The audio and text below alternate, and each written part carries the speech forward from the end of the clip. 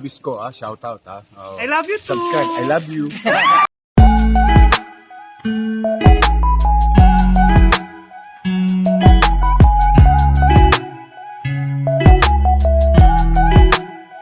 Hello mga Discovery Nighties. Ako, saan gedi man kayo nakatutok ngayon, isang masayang biyernes na naman ngayong gabi.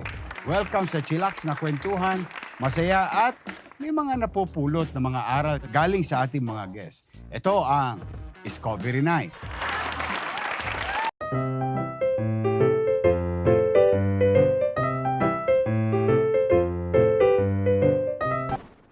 Nako, mga rema, mga repa. Siguradong maaliw kayo sa bisita natin ngayon dahil international ang level nito.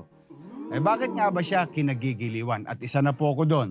Oh, madalas ko po siyang panoorin sa short, sa YT at sa TikTok.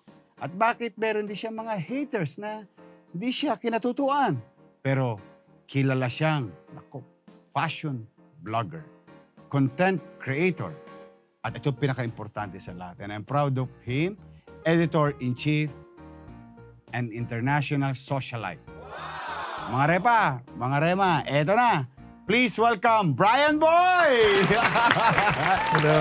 Hi, welcome to Discovery Night. Thank you so much. Thank you for having me. Oy, thank you. I know it's very seldom that you come to the country, your home, because you're always abroad. Thank you very much. Salamat It's a po. great honor. Maraming salamat sa iyo.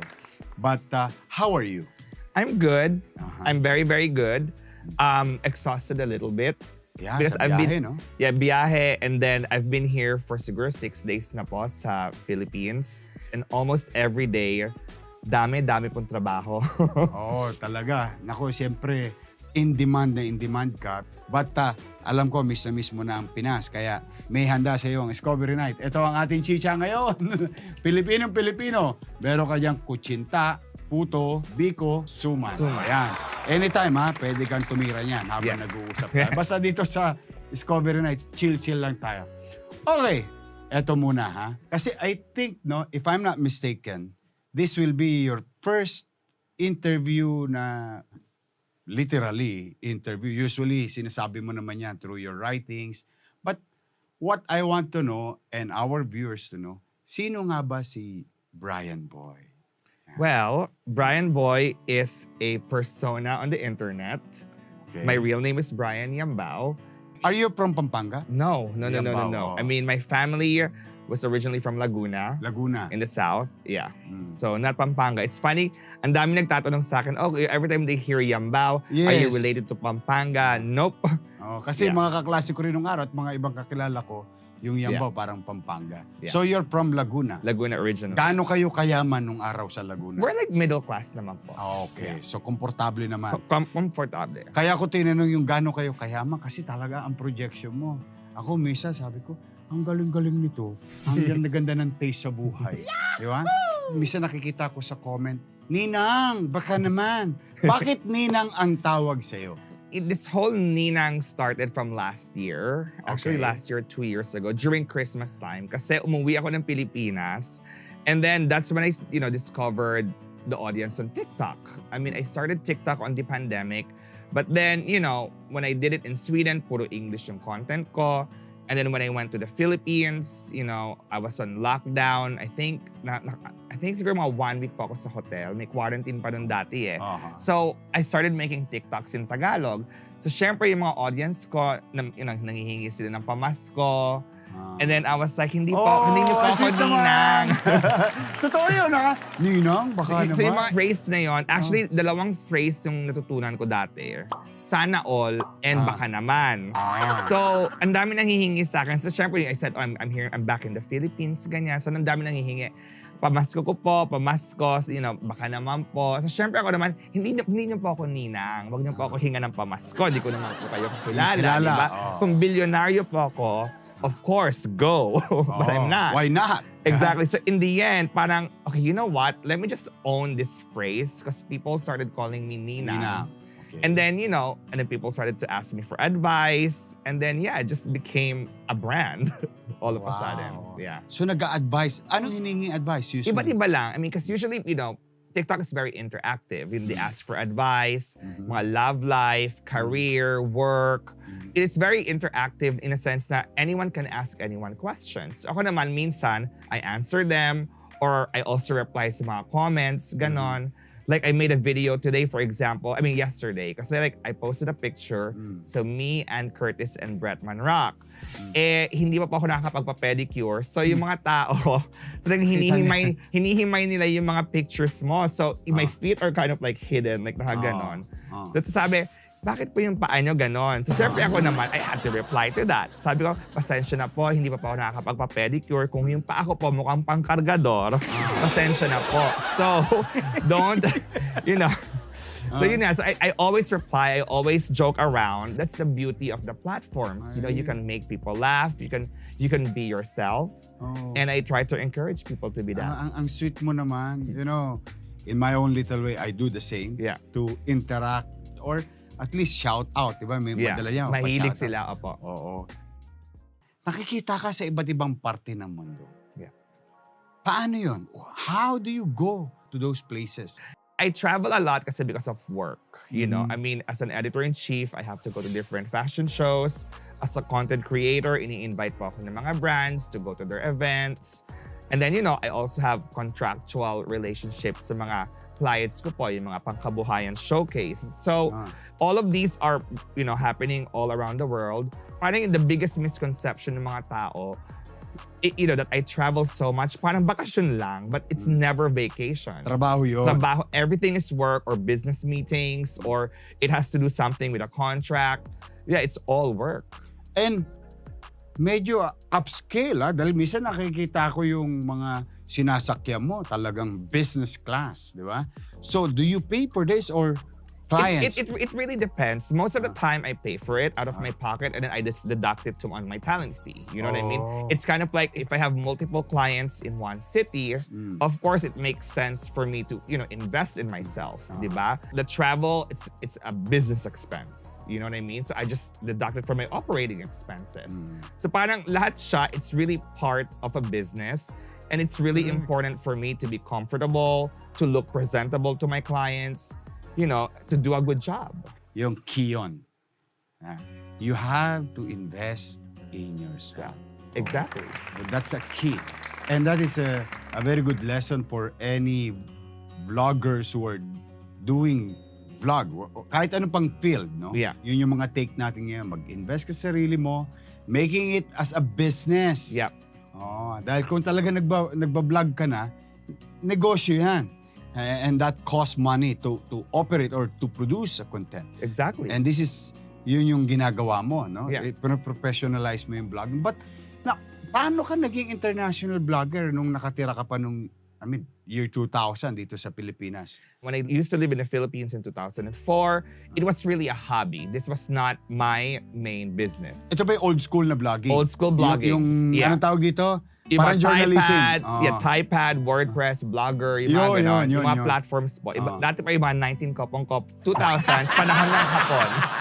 Panahon ng hapon. So back then, siguro we would take pictures the whole day. We would take, 500 pictures. And then at the end of the night, you're gonna type like 1,000 words.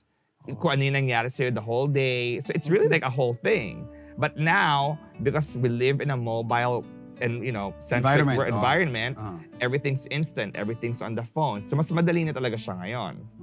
So before, blogging and content creation, this was not, my business. I used to be a website designer. Web development. Yeah. So but I used to write HTML code. I used to create websites. Programmer ka pa. Before. But the language now is different. Marami na ngayon. Paano ka na-discover ng isang international magazine as editor-in-chief? I think during the pandemic, me and a colleague of mine, which is my CEO, she is a legendary stylist. Her name is Katie Grand. And she was the editor-in-chief of another magazine. So during the pandemic, she decided to start a new one. And then we started it together. She hired me as an editorial director. Okay. And then after 2 years, last year, she promoted me as editor-in-chief. Wow. Nakaka-proud naman, Pilipino, di ba? Nasa international, Yeah. I'm always proud of Filipino making it, whether here in the Philippines or abroad. At saka, hindi biro kasi yung ginagawa mo. Nagugulat ako, ma-attend ka ng mga to die for na event ng mga ibang, fashion critic or fashion designer. Even fashion designer, hindi makapasok basta-basta sa pinapasukan mo. Is it because of your access to clientele na talagang kilala sa buong mundo? It's about relationships, I've been doing this for almost 20 years. So in the beginning, when I first started going to the shows and events, not everyone accepted me. Why? Prejudice? Prejudice, unfamiliarity, they don't know who I am, they don't know what kind of work I do. There's an element of distrust. Why would we invite someone that we don't know? Okay. So of course, you build your relationships over time. Yung mga dating intern, nagtatrabaho sa mga fashion brands, I was friendly with them. So yung intern, secretary, assistants, PR. You need to be nice to everyone. Okay. So imagine, they used to be interns, they used to be assistants, they used to be junior people. 15 years later, they're like chief brand officers, chief marketing officers, creative directors. So these are people that I was loyal to, and they were also loyal with me. We kind of like grew up together, and that's how I got access to all these brands. So the way I look at it, and correct me if I'm wrong, yung social ability mo na naging puhunan mo. Definitely. No? Kasi hindi mo naman yan yung social relationship. It takes time eh. It takes time to develop all of them. Yes. Minsan sinishare ko sa ating mga viewers, you always have to protect your character. Because your character, more than your PhD, more than your MBA, you need those. You need education, no question. But on top of that, if you have this social ability, yung social relationship, which Definitely. you are now a very well-known Bryan Boy. And you are respected. Your views are respected. What do you think, why hati?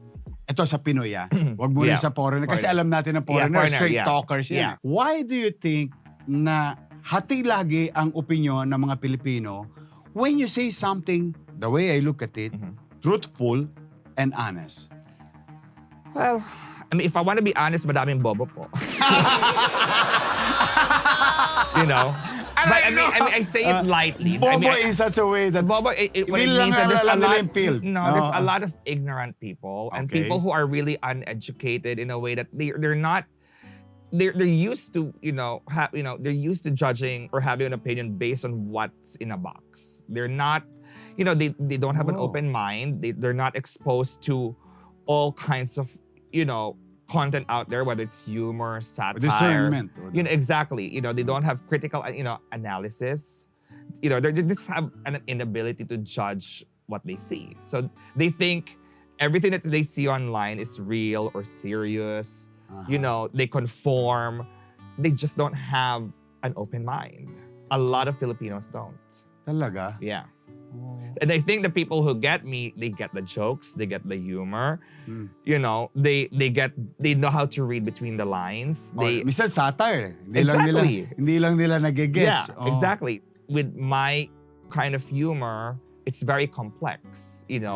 There's always a message somewhere. Please share to us how these foreigners, like the top of the league, dealing with people. Kasi yun ang laging misconception ng mga Pinoy. Tama ba na sa kanila, once you do business or dealing with them, they don't waste time? No. No bullshit. No bullshit. Straightforward. People are very decisive. Okay. Time is money. I always say this. Time is valuable. Time is money. You don't waste anyone's time. You make a decision now, right here, right then. A yes is a yes. Hindi po yung parang, okay, maybe, pag-iisipan ko, wala na po mga ganyan. It's either a yes or no. Because it's very clear. And because the world is very competitive. Yeah. Tama. Totoo yun. But do you think tayo ba as Pilipino, maabot natin yung level na yun. Definitely po. Opo naman, Filipinos are very, very patient people. Okay. But also, they're also progressive. Filipino attitudes change over time. And we Because have they to all adapt. want to they all want to be, productive. They all want to be efficient. Conducting business now is easier than ever. I agree with you. Have you, as Filipino, experienced discrimination? Personally, no. For me personally, not naman. Because, again, because of the nature of my job, that the people I get to interact with on a day-to-day basis, it's kind of filtered. You know what I mean?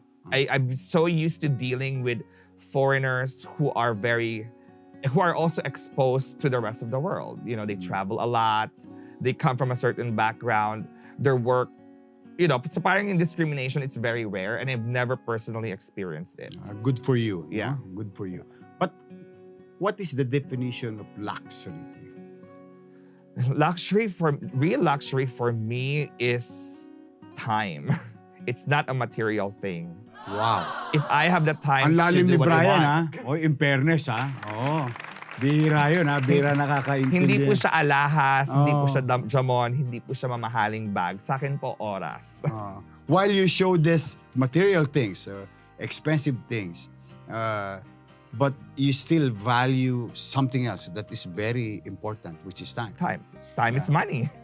Katulad po na sinasabi ko sa inyo, mga rema, you can always lose money. You can gain back money. You can lose things, you can gain back things. But when you lose time, you cannot buy back time. No. Ang gandang lesson yun, ha? Coming from Bryan Boy. And I hope all of you are watching right now, no? Tingnan niyo yung mga mindset ni Bryan Boy because, I'm very particular with the words and principle na ang binabanggit mo sa buhay because this can make a person in the world stage because you have already proven it.